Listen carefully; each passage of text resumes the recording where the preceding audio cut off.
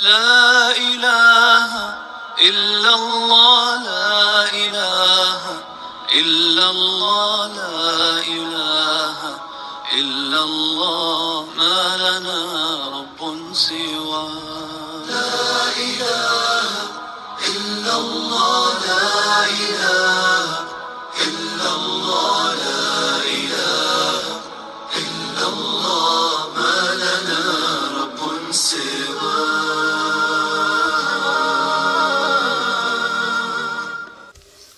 Bismillahirrahmanirrahim. Assalamualaikum warahmatullahi wabarakatuh. Alhamdulillahi rabbis samawati wa rabbil ardi wa rabbil arsyil azim. Raditu billahi rabba wa bil islami dina wa bi Muhammadin nabiyya wa rasulah. Allahumma sholli wa sallim wa barik ala nabiyyina Muhammad wa ala alihi wa ashabihi ajma'in. Allahumma barik lana fi rajaba wa sabana wa balighna Ramadan. Allahumma rabbana atmim lana nurana waghfir lana dhunubana wa kafir anna sayyiatina wa tawaffana ma'al abarur. Amin ya rabbal alamin. Alhamdulillah, segala puji bagi Allah Subhanahu wa taala. Bagaimana kabar teman-teman semuanya hari ini? Semoga semuanya di Jumat yang pertama di bulan Sa'ban 1447 Hijriah ini semuanya sehat walafiat ya teman-teman ya. Sehat akalnya, sehat hatinya, sehat raganya. Sekalian kita sambil mengingat-ingat sekali itu ya, bahwasanya seorang muslim itu sehatnya akal adalah ketika berdasarkan kita membuat definisi ya sesuai dengan sehat dengan Al-Quran dan Al-Hadis kayak gitu, bahwasanya sesungguhnya setiap manusia itu oleh Allah dikaruniai akal, hati dan raga. Malah dikatakan sehat ketika sehat akalnya, sehat hatinya, sehat raganya kayak gitu. Sehatnya raga ketika tidak ada keluhan sama sekali dari seluruh organ-organ tubuhnya, bisa berfungsi dengan baik kayak gitu ya. Kemudian sehatnya akal ketika akalnya bisa berfungsi untuk berpikir, kemudian bisa menemukan bahwasanya Al-Khaliq itu adalah Allah Subhanahu wa taala, kemudian menjadikan Al-Quran dan Hadis sebagai dasar dia berpikir kayak gitu ya, berbuat kayak gitu. Terus kemudian sehatnya hati adalah ketika hatinya itu bisa berfungsi ya, terus kemudian bisa berfungsi sebagai tempatnya perasaan, terus kemudian bisa mengimani Allah Subhanahu wa taala sebagai Allah Subhanahu wa taala sebagai rohnya kayak gitu ya, Allah zat yang diibadahi kayak gitu, dan kemudian mengimani 5 rukun Islam yang lainnya kayak gitu, dan penuh keimanan tanpa keraguan, dan juga hatinya bisa dijadikan sebagai tempat dia untuk berpikir kayak gitu. Nah, itulah sebuah kondisi sehat yang ya dikatakan mungkin oleh sebagian orang tuh sehat yang sempurna. Ya, kita mengharapkan kepada Allah memang begitu ya, akal kita sehat, hati kita sehat, raga kita pun sehat kayak gitu. Dan semoga kita oleh Allah dikaruniai itu semuanya. Makanya kalau dalam berdoa ya harus memohon seperti itu, mohon kepada Allah kesehatan akal, hati, dan juga raga kayak gitu. Nah teman-teman, hari ini Jumat pertama, berarti kajian kita memang terkait dengan sehat Al-Quran, sehat berdasarkan sehat dengan Al-Quran dan Al-Hadis kayak gitu ya teman-teman. Mohon maaf ini saya agak belepotan ngomongnya kayak gitu ya. Semoga 30 menit ke depan kita bisa membahas kelanjutan dari faktor apa yang dikonsumsi. Kita masih ingat bahwasanya sehatnya tadi itu akal, hati, raga kayak gitu dipengaruhi oleh 3 hal, yaitu faktor apa yang dikonsumsi, kemudian penggunaan dari ketiganya kayak gitu, yaitu penggunaan dari akal, hati, dan raga, kemudian ini pengobat yang ketiga, faktor yang ketiga adalah pengobatan dikala sakit kayak gitu ya. Nah, kita masih sampai pada faktor yang pertama, yaitu faktor apa yang dikonsumsi, dan masih pada kita kan kemarin bagi lagi ya, faktor apa yang dikonsumsi itu dibagi lagi menjadi 2, yaitu yang dikonsumsi lewat indera pengecap dan oleh 4 indera yang lainnya kayak gitu. Dan kita masih pada indera pengecap kayak gitu ya. Dan sudah banyak sekali teman-teman nih ya, kita bahas beberapa makanan yang itu yang dihalalkan oleh Allah kayak gitu ya, untuk kemudian bisa dinikmati oleh manusia kayak gitu lewat indera pengecap dia. Mulai dari yang kita bahas awal-awal ada baklun, yaitu sayur mayur, ada kicak, mentimun, kemudian fum, bawang putih, kemudian adas, kacang adas, kemudian basol, bawang merah, kemudian baqarah sapi, kemudian ibilun unta, kemudian doknun domba, maksun kambing, kemudian habun biji-bijian yang kemarin kita bahas, ada gandum, ada beras, kemudian ada kacang-kacangan, ada wijen kayak gitu ya. Terus kemudian Jumat yang bulan yang lalu ya kita bahas ada nakhlun kurma, kemudian zaitun, kemudian rumman, delima, kemudian sama anab atau anggur kayak gitu. Nah hari ini kita lanjutkan yaitu pada makanan-makanan yang lainnya yang tersebut dalam Al-Quran, baik itu berupa buah-buahan ataupun dari kalangan ternak kayak gitu ya. Nah adapun hari ini yang kita bahas mulai dari madu, bidara, pisang, sama tin. Nah itu semua empat-empatnya adalah madu minuman ya. Kalau bidara daun buah, pisang buah, tin juga buah. Ini semua tersebut dalam Al-Quran dan ternyata semuanya tersebut di surga pun akan dinikmati oleh penghuni surga nanti kayak gitu. Jadi ini kita ngomongin faktor apa yang dikonsumsi yang tersebut dalam Al-Quran sekaligus sebagai makanan, minuman, buah itu ya, yang akan dinikmati oleh penghuni surga kayak gitu teman-teman ya. Semoga empatnya cukup dibahas di 30 menit ke depan. Kalau tidak cukup berarti ya saya undur di bulan berikutnya, karena sebenarnya di dalam Quran masih ada lagi yang tersebut yaitu jahe, labu, ada lagi dari ternak itu. Saya cuma mikirnya saya bahas enggak ya, kayaknya sudah beberapa bulan ya kita bahas faktor yang dikonsumsi lewat indera panca ini sudah beberapa kali, tapi ya dan ini kan semua juga di sebagiannya kayak gitu ya didukung dengan dalil-dalil hadis juga itu. Sepertinya kalau memungkinkan ya mungkin aja sih ya akan saya selesaikan semua yang saya ketahui kayak gitu ya yang tersebut dalam Al-Quran. Kalau enggak berarti ya saya cukupkan kayak gitu aja ya, dia lihat-lihat tapi sepertinya itu nggak tahu lah bulan depan kayak gitu ya teman-teman. Kita bahas aja sekarang yang saat ini kita bahas kayak gitu.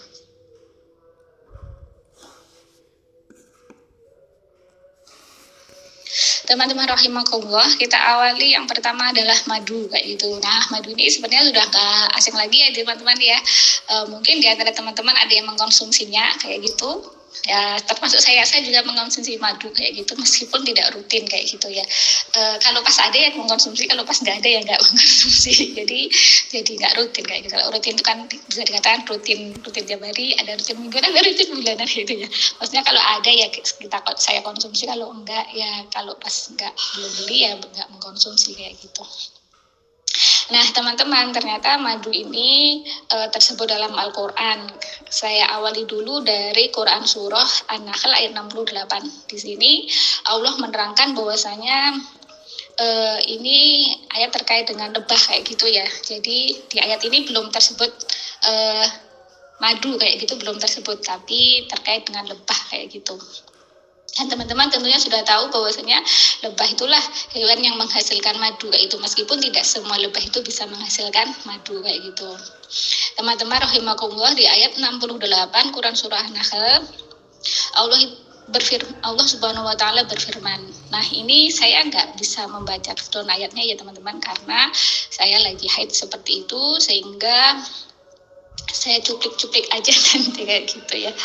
Di situ Allah Subhanahu wa taala berfirman, wa auha rabbuka Tuhanmu kayak gitu ya. Wa auha, dan mewahyukan kayak gitu ya. Atau kalau dalam kamus itu bisa mengartikan juga mengajarkan kayak gitu ya, menunjukkan, mengilhamkan kayak gitu. Jadi di situ Allah Tuhanmu, maksudnya Allah Subhanahu wa taala itu mengajarkan, mengilhamkan, mewahyukan kayak gitu kepada siapa? Ilanahlah, kepada nahlun itu adalah lebah ya gitu, bahasa Arabnya lebah itu nahlun, itu nahli kenapa? Karena diawali dengan huruf jar yaitu ilah kayak gitu. Jadi Allah itu mengajarkan kepada lebah itu untuk apa? Untuk mengambil atau membuat dari gunung jibal, gunung-gunung gitu, berarti bentuk jamaknya kayak gitu ya, buyutan rumah kayak gitu. Rumah-rumah, maksudnya sarang-sarang kayak gitu ya, sarang-sarang untuk ditempati itu lebah kayak gitu ya, nanti akan menjadi tempat menempatkan produksi madu mereka kayak gitu ya. Dan juga selain dari gunung-gunung juga dari sajar dari pohon-pohon, kayu-kayu kayak gitu ya, dan dari apa-apa yang dibikin oleh manusia kayak gitu.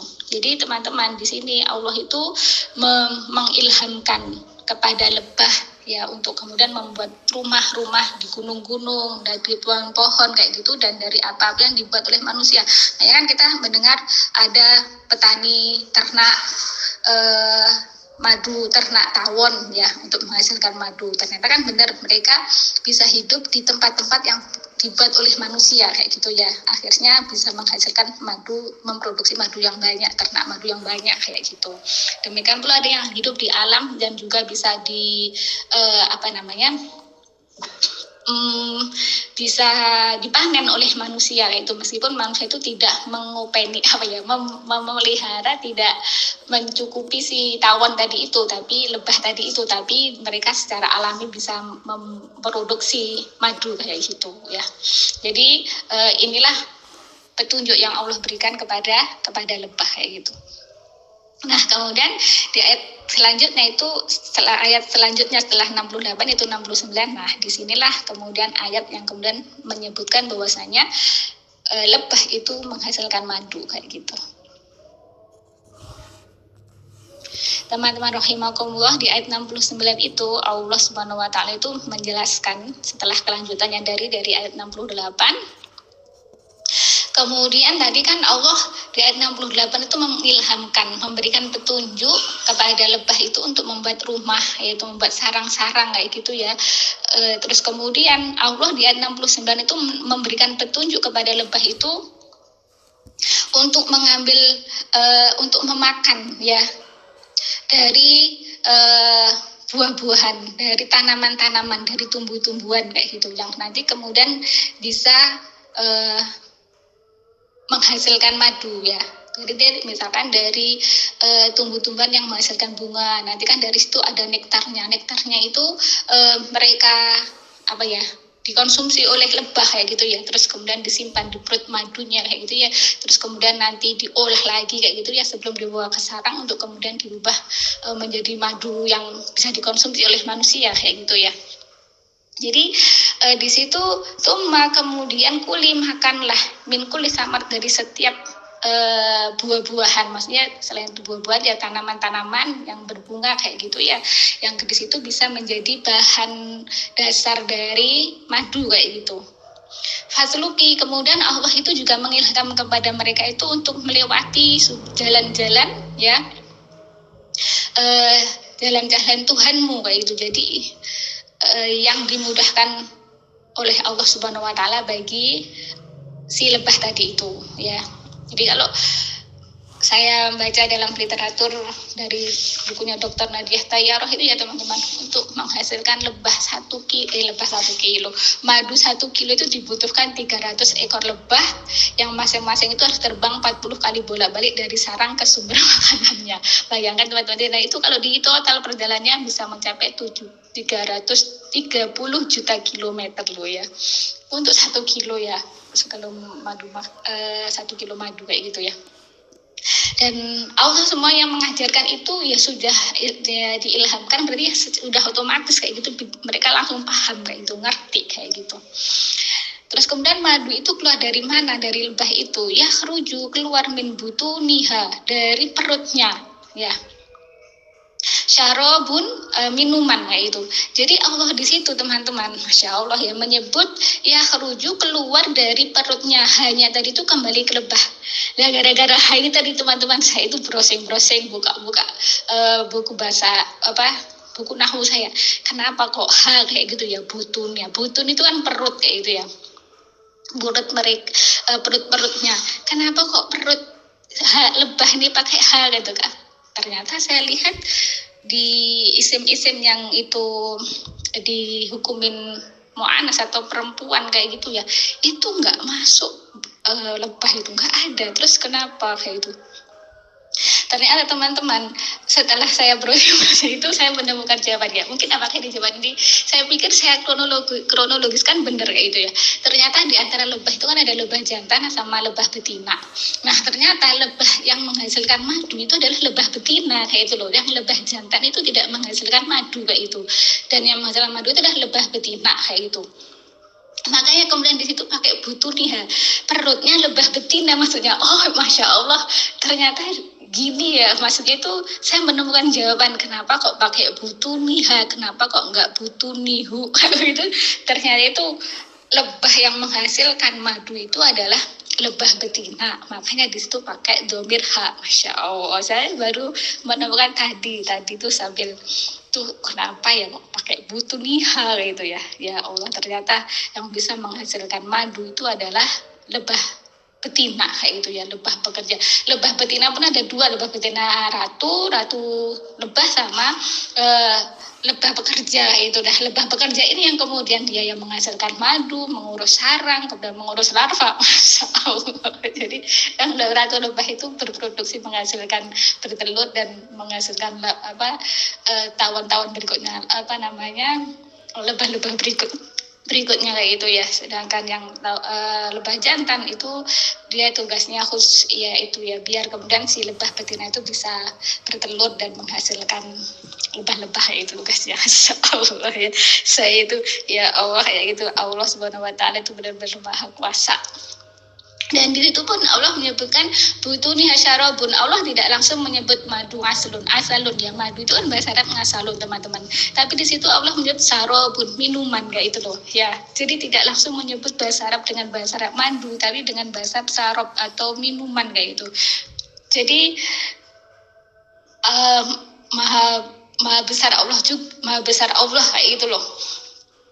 Kenapa tidak hanya menyebut madu? Kenapa ternyata ya teman-teman, yang dihasilkan itu nggak hanya sekedar madu. Mungkin teman-teman pernah mendengar atau pernah malah mengkonsumsi ya, ada royal jelly, terus kemudian ada propolis, kemudian ada zat lilin yang dihasilkan.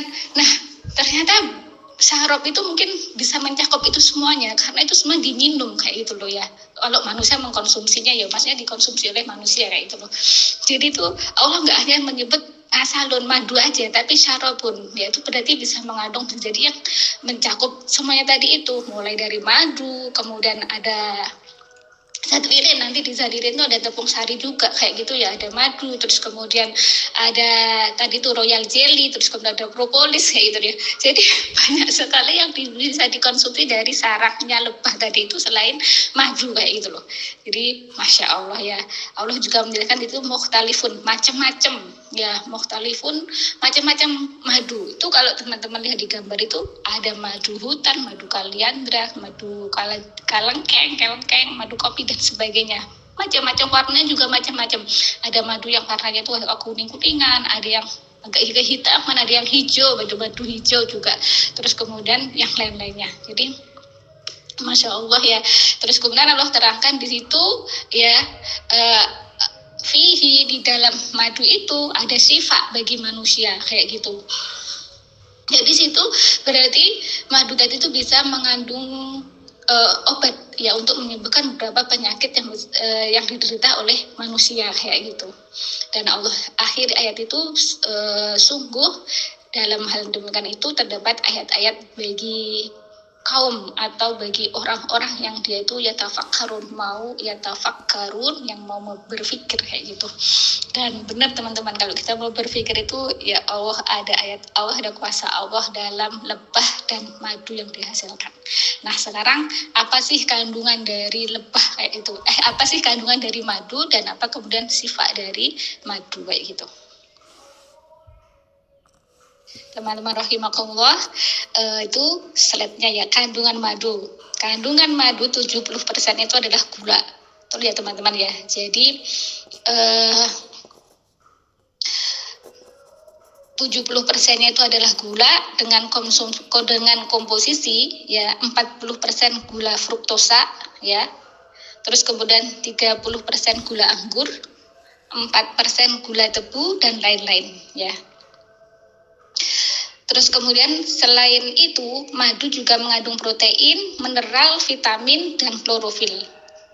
Dalam 100 gram madu mengandung 75 gram karbohidrat, 23 gram air, 288 satuan kalori, 0,4 gram protein, kemudian 11 mg sodium, 5 mg potasium, 5 mg kalsium, 2 mg magnesium, dan seterusnya ya teman-teman.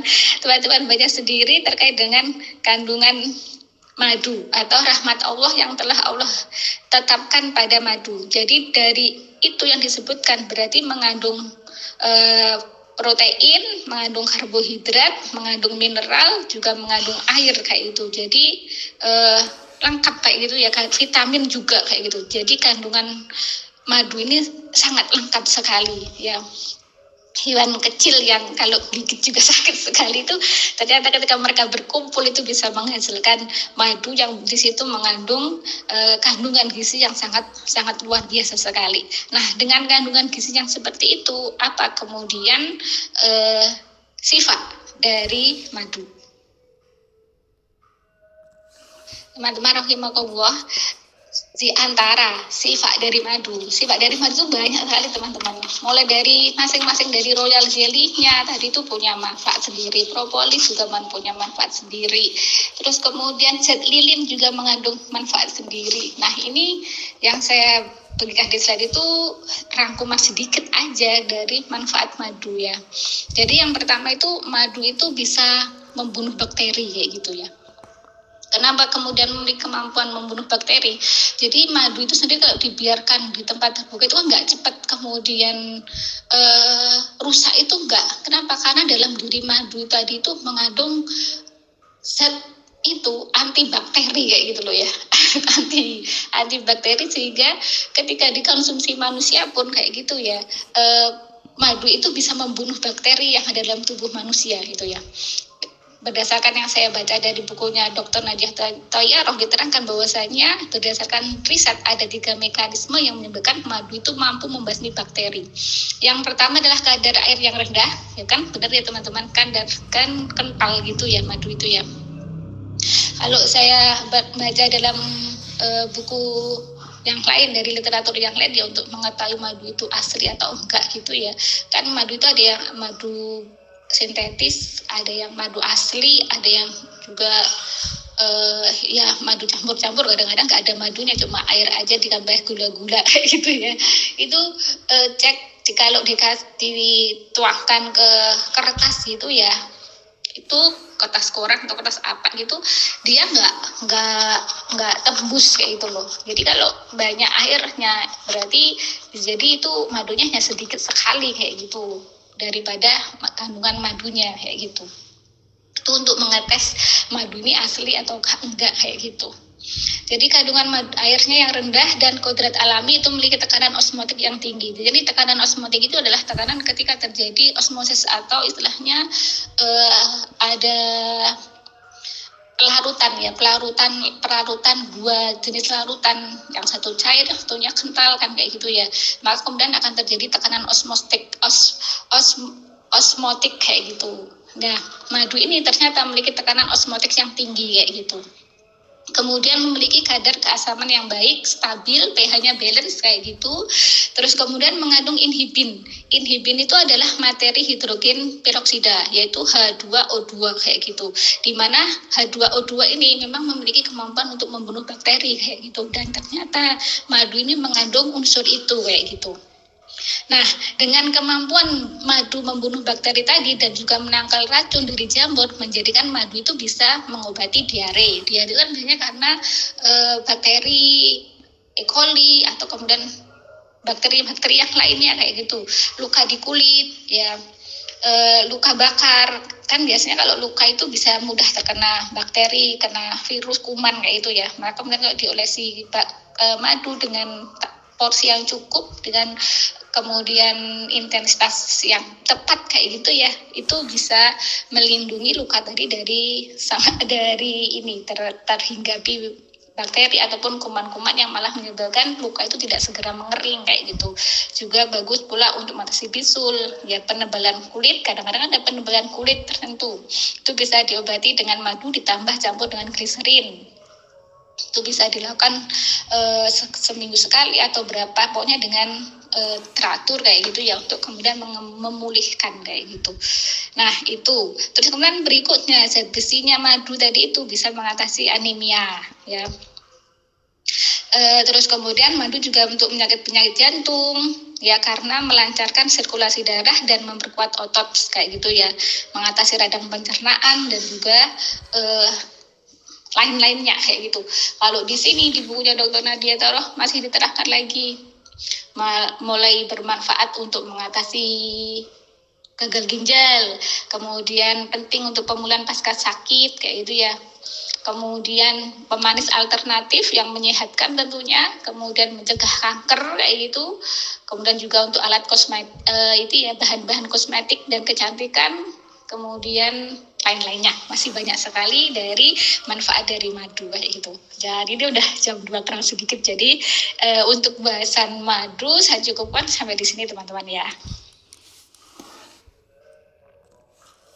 Teman-teman rahimakumullah, ini saya ingat kalau ada satu ayat yang menyebutkan bahwasanya madu itu salah satu minuman para penghuni surga kayak itu ya. Jadi dalam Quran surah Muhammad ayat 15 kayak itu. Nah, di situ ternyata nanti di surga itu akan ada banyak sungai-sungai kayak itu ya. Dan Masya Allah ya teman-teman, anhar, karena Allah menggunakan kata sungai gitu. Berarti sangat banyak sekali, meluap-luap banyaknya kayak itu ya.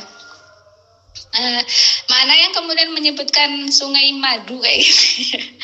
Wah, itu yang tengah-tengah itu teman-teman. Wa anharun, dan sungai-sungai min dari asalin. Asalin itu adalah madu, musaffa yang murni yaitu. Masya Allah. Nah, dan di sini Allah itu menggunakan anhar, itu artinya nggak sedikit jumlahnya madu. Kalau kita kan di dunia ini kan sudah madu itu yang nggak banyak, itu mahal juga ya, madu yang asli itu mahal.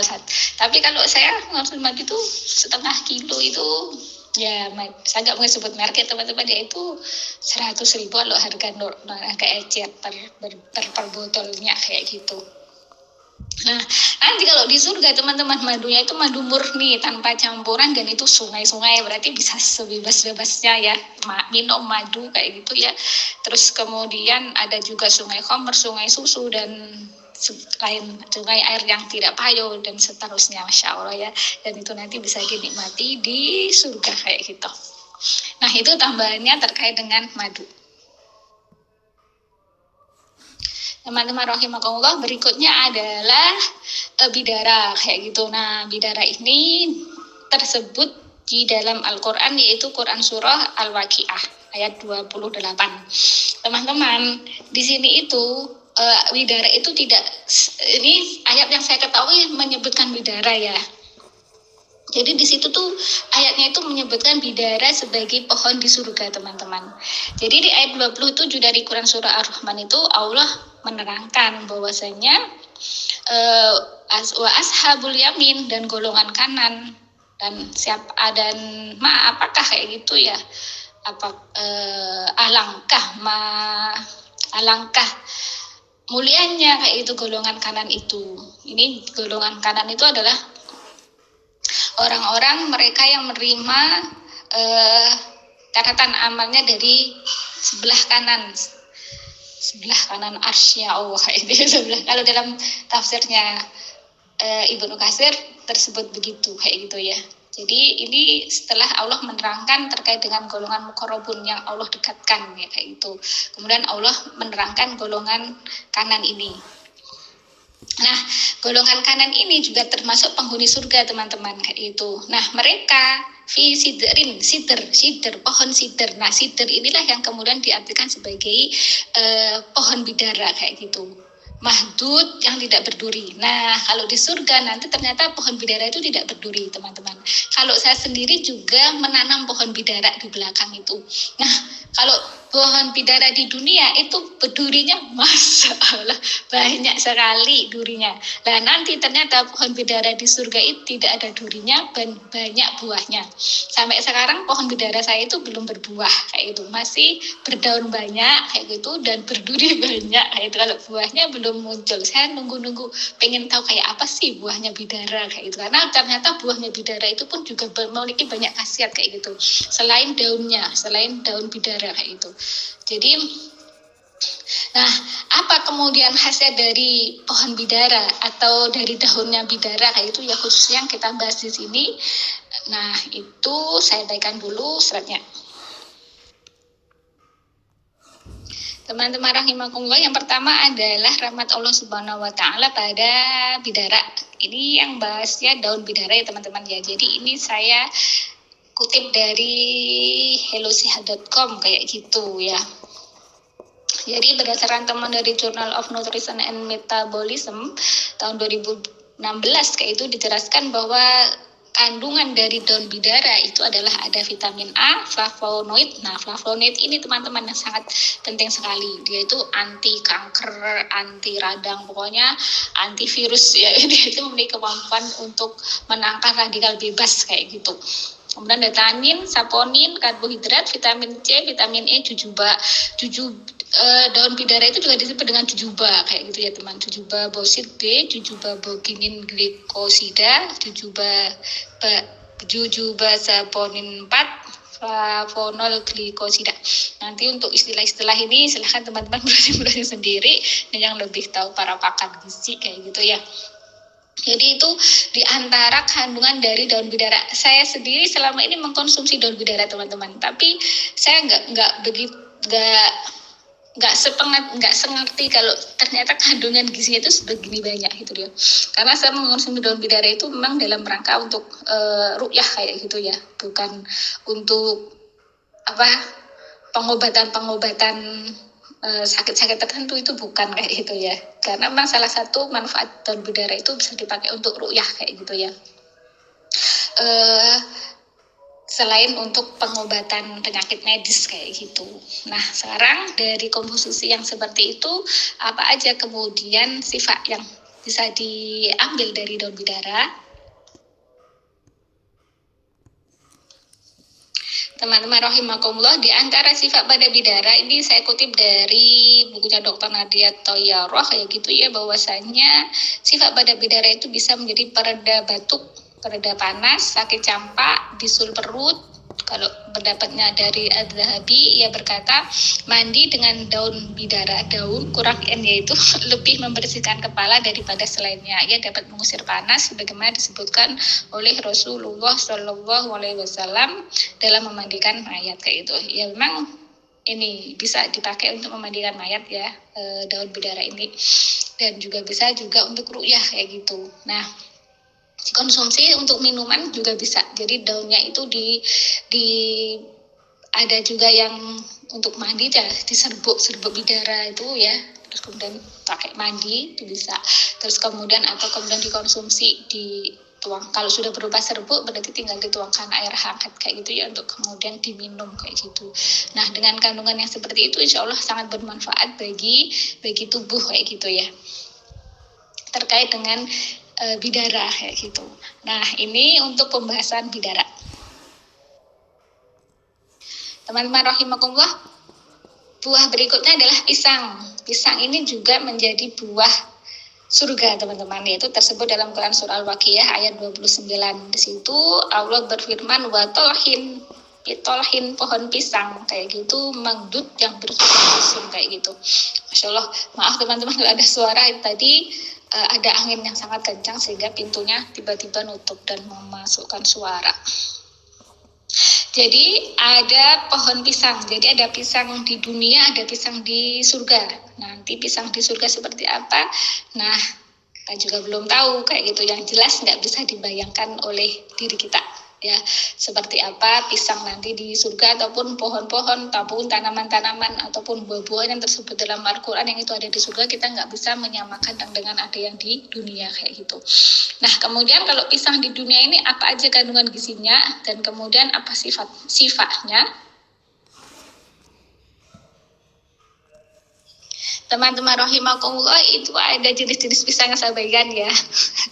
Gambar maksudnya, ada pisang raja ya, terus kemudian pisang barangan, pisang mas kepok ya, susu, nangka, dan lain sebagainya. Itu ada di dunia, ada sebanyak itu macamnya ya, dan rasanya juga beda-beda, sedikit beda ya, nggak beda banget kayak gitu ya. Terus kemudian gizinya secara umum kayak gitu, kandungan pisang itu mengandung 75% air, 25% gula, 25% gula, 2% protein, setengah persen lemak, 1% serat, dan 1% mineral kayak gitu. Terus kemudian berarti kandungan gulanya ini tinggi ya pisang. Kalau kandungan gula tinggi gini berarti nggak baik pisang itu dikonsumsi oleh bagi penderita diabetes kayak gitu ya. Kemudian juga mengandung mineral mulai dari kalsium, potasium, kalsium baik untuk tulang kayak gitu ya. Potasium bisa menekan tekanan darah kayak gitu. Terus kemudian namun tak sedikit pun mengandung kolesterol. Nah, ini baiknya pisang ya, jadi tidak menyebabkan munculnya kolesterol kayak gitu ya. Kemudian kalau dalam 100 gram pisang itu ada 400 mg potasium, 10 mg kalsium, 30 mg fosfor. Nah, ini fosfor ini bagus untuk ini sel otak ya, untuk kecerdasan bagus fosfor. Di antaranya itu manfaatnya gitu ya. Dan juga vitamin-vitamin yang tersebut di situ nanti teman-teman bisa baca terkait dengan kandungan gizi dari pisang. Jadi jangan jangan memicingkan mata nih dengan pisang, ternyata kandungannya sedemikian luar biasanya ini kandungan dari pisang. Lantas dengan kandungan rahmat Allah yang seperti itu, apa sih Pak pada pisang? Teman-teman rahimakumullah, di antara manfaat lain pisang itu judulnya. Karena Bang di bukunya Dr. Nadia Tayyar itu ada sebelum disebut, sebelum yang saya bagikan ini sudah disebutkan beberapa manfaat dari pisang. Nah, ini manfaat yang lainnya aja ya. Mencegah kerusakan gigi karena kaya kandungan fluoride, ternyata vitamin A dan mineral juga, yaitu vitamin A berarti bisa untuk mata, kesehatan mata ya. Kemudian bisa mengobati radang paru-paru dan batuk, yaitu ini nggak nyangka ya, ternyata pisang sedemikian ini. Jadi apakah itu semua pisang atau pisang-pisang tertentu, cuma itu nggak disebutkan. Cuma ini penyebutan secara umum aja ya. Manfaat dari pisang kayak gitu ya. Bahkan bisa mengobati radang urat saraf, anemia ya tadi karena kandungan zat besi tadi itu ya. Terus kemudian tadi apalagi, kejang otot karena mengandung vitamin B, meningkatkan vitalitas karena vitamin C ya, kandungan vitamin C kayak gitu. Dan juga mengatasi penurunan kondisi tubuh bagi penderita influenza karena kaya kandungan vitamin C ya. Terus kemudian mencegah penuaan dini karena mengandung hormon melatonin yang menjaga kondisi dan kualitas sel kayak gitu. Dan manfaat yang lainnya, Allah ya teman-teman, itu dari pisang. Jadi kalau secara umum aja begini, berarti ya hampir semua pisang itu bermanfaat baik bagi kesehatan tubuh manusia. Nah, itu untuk bahasan pisang. Teman-teman rahimakumullah, bahasan terakhir hari ini yaitu buah tin kayak gitu. Nah, buah tin itu ternyata juga macam-macam, teman-teman.